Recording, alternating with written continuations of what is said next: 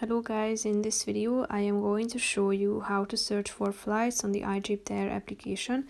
But first I just want to mention, don't forget to subscribe to my channel because at 10,000 subscribers I am going to show you my whole YouTube revenue statistics and growth strategy, how to make money online. So let's jump into it. First of all, open the app on your phone, go to your home page and tap on the From button to select your departure point, then tap on select city to select your destination, select the type of trip, round trip or one way, then select your departure point or time, then click on the check mark icon down below, select the number of adults, children and infants, then select whether it's best fare or business and click on the search flights button down below.